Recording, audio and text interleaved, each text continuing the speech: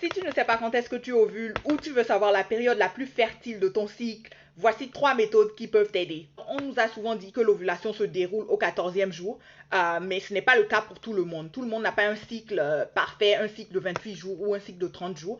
Et donc, il y a des femmes là-dehors qui ont des cycles de plus de 45 jours, plus de 50 jours. Et pour ces femmes-là, l'ovulation ne se déroulera pas exactement au 14e jour. La première méthode, c'est de checker ton glaire cervical. Alors, durant l'ovulation, les glaires cervicales ont une couleur et une texture différentes. Donc, souvent, la couleur, c'est transparent ou ça peut être blanc pour certaines. Mais la texture, ça a la texture du blanc d'œuf. Vous voyez, le blanc d'œuf, c'est un peu gluant et tout. Donc, tout ce que tu as à faire, c'est d'utiliser tes doigts. Rassure-toi de te laver les mains avant d'insérer tes doigts dans le yoni. La deuxième méthode, c'est d'utiliser un kit de prédiction d'ovulation. Alors, ça se vend souvent en pharmacie et ça vient en lot de 50 ou peut-être un lot de 30 et c'est très abordable. Hein. Vous pouvez trouver ça en pharmacie ou sur des boutiques en ligne. Et ce que ça permet de faire, ça permet de tester l'hormone LH. Alors, je vais ouvrir un pour vous montrer. C'est un test d'urine, hein, c'est un test d'urine que vous faites et ça permet de tester le niveau de LH dans votre urine, ok? Le niveau de LH dans votre urine parce qu'à l'approche de l'ovulation, le corps commence par fabriquer la LH, ce qui est considéré comme l'hormone de la fertilité et l'hormone qui facilite la conception. Donc, vous pouvez utiliser ça. Tu souffres de cycles irréguliers ou d'absence de règles, cette tisane peut t'aider. C'est une tisane composée de plusieurs plantes 100% bio et naturelles qui aident non seulement à équilibrer les hormones, mais à réguler les cycles irréguliers, faite pour aussi alléger les symptômes SOPK ou d'endométriose. Pour l'avoir, il suffit tout simplement d'aller sur le site www.remedysopk.com pour t'en procurer. Utilise ce code de réduction que tu vois sur l'écran pour bénéficier d'une réduction lors de ton achat.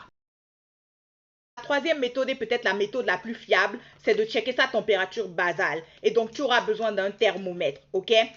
Checker sa température basale, ça veut dire checker sa température corporelle. Et pourquoi on le fait? Tout simplement parce que après l'ovulation, 24 à 48 heures après l'ovulation, la température du corps augmente. Et ça a été scientifiquement prouvé. Certaines utilisent ça comme méthode pour pouvoir prédire leur période de fécondité ou leur jour d'ovulation. Et donc, tu peux commencer dès aujourd'hui. Tu n'as pas besoin d'attendre le premier jour de tes règles ou quoi que ce soit. Tu peux commencer dès aujourd'hui et regarder un petit peu l'évolution de la température corporelle pour pouvoir prédire un petit peu ta période de fécondité. Alors, petit conseil, la meilleure manière d'utiliser ces méthodes-là, c'est de checker le matin au réveil. N'attends pas de commencer par bouger dans la journée avant de checker.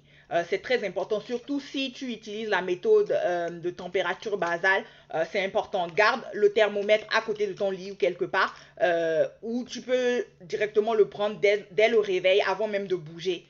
Comme ça te donnera un résultat précis. Deuxième petit conseil que j'ai, c'est n'oublie pas de noter tel résultat quelque part. Ok?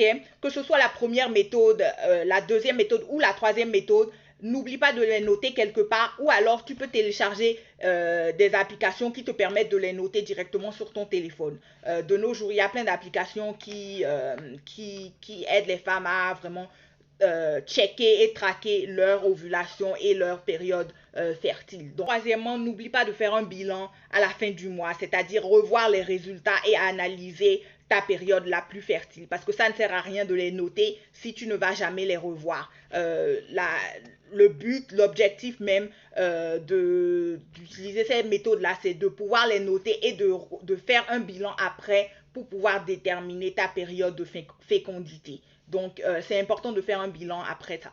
OK? Tous les mois ou toutes les 2 semaines. Enfin, ça dépend de ton rythme. C'est tout pour aujourd'hui, ma queen. J'espère que tu as aimé cette vidéo.